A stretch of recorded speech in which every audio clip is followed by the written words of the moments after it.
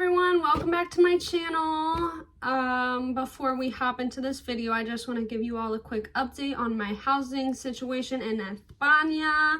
So I unfortunately will not be living in a one-bedroom apartment by myself. Instead, I will be living in a shared apartment because that is all that USAC offers, unless I wanted to live with a host family, which I don't want to live with a host family for multiple reasons, but the biggest is I want to live by my own rules. I don't want to have a curfew. I want to be able to travel on the weekends when I want, eat what I want, when I want, and just not have to, take in consideration a whole other family that I'm living with.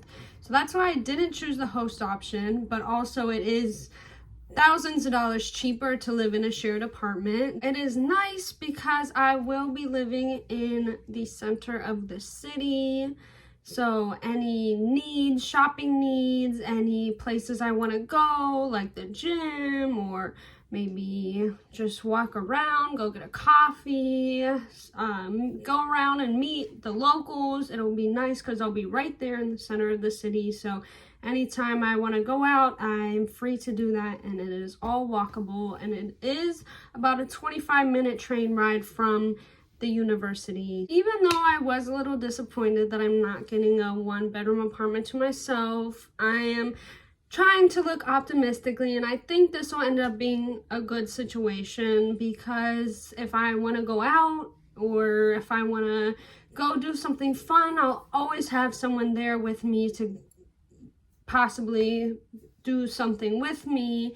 And then this way, if I want to stay out late at night, I won't have to worry about walking home alone. It's also nice because if I was living by myself while everyone else is living in a shared apartment, it might be harder for me to fit in and make friends so quickly. But this way, jumping into it, I'll be forced to, cohabitate with people and just get to know them right away. So instead of having to go out, find my own apartment, worrying about contacting the landlord, staying in touch with them, figuring out when bills are due.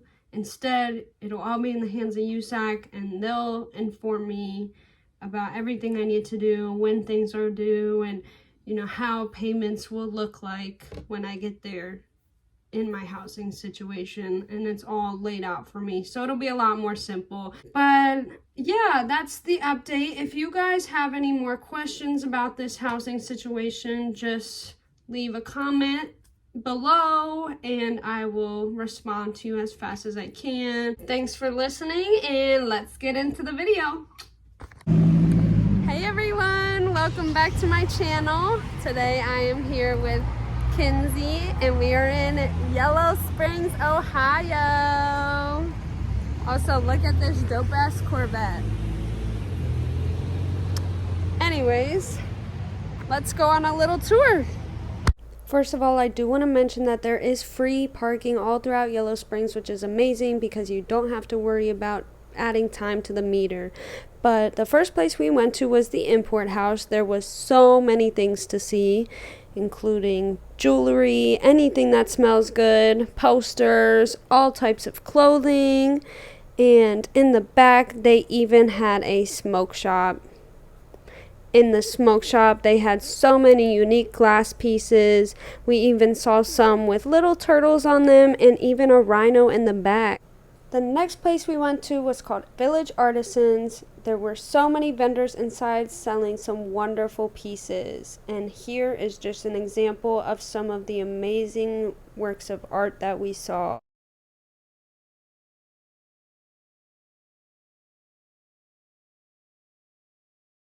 There were so many hallways to walk down. Our goal was just trying not to get lost, but amongst all those rooms we found so many cool things, including a hair salon in the back of this artist gallery. My favorite place we went to in Village Artisans was this place called Singapore Seahorse. The lady who owns it is a local artist who makes any kind of coin jewelry you can imagine. The next place we went to was called Rose and Sal, or Sal. I'm not really sure how to pronounce it. They claim to be the coolest vintage shop in the world, and I can't disagree with them. Their items were a bit on the pricier side, but that didn't take away from how cool it was just to see everything. Now, here are some things that I thought were just so fun and cool to see.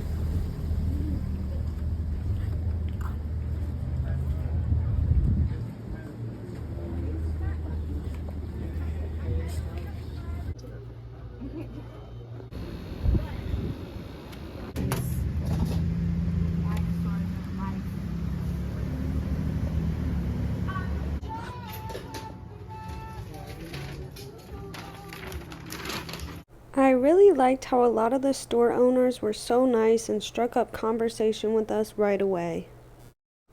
Now, I did want to mention this place called Toxic Beauty Records, which was on the second floor of this building, and it had any kind of record you can imagine, including Minecraft.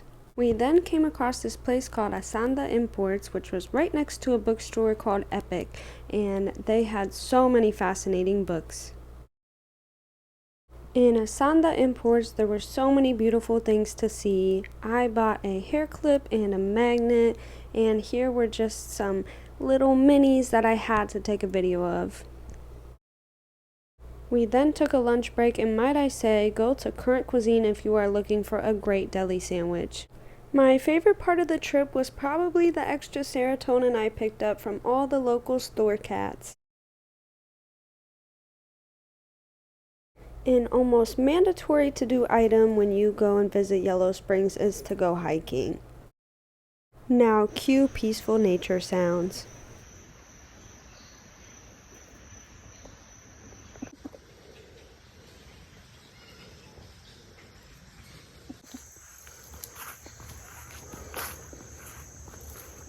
Here are some pics that I wanted to add from our little hike, just because my outfit was looking so good.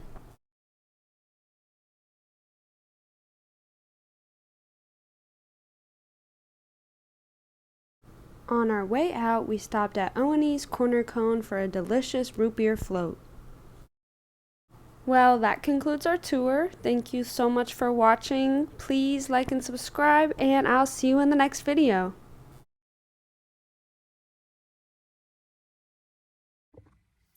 Okay, so because I to, long as, cousin, and I like this, and thanks for all, and yeah. Lastly, before I end this video, I did want to mention this GoFundMe account created by Angel Wings Charity Ministry in Uganda, which was set up for a man named Lubowa Pius. Excuse me if I mispronounced that, but he is an orphan who has dedicated his life to taking care of fellow orphans, and he has over 22 kids that he takes care of, ranging from 3 to 15 years old. This GoFundMe was set up in order to pay for basic necessities such as rent, food, clothing, education, and any kind of medical needs that may arise. Since Lubowa doesn't earn enough to provide for most of these needs, I highly encourage donating to his GoFundMe. I will leave a link to it in the bio. You can read the description of the GoFundMe. It is very touching, it is very moving, and I'm sure anything would help them out greatly. And if you can't afford to send them money or feel uncomfortable doing so, they have this P.O. box and contact information posted at the bottom of their GoFundMe page, which I've also put up here on the screen.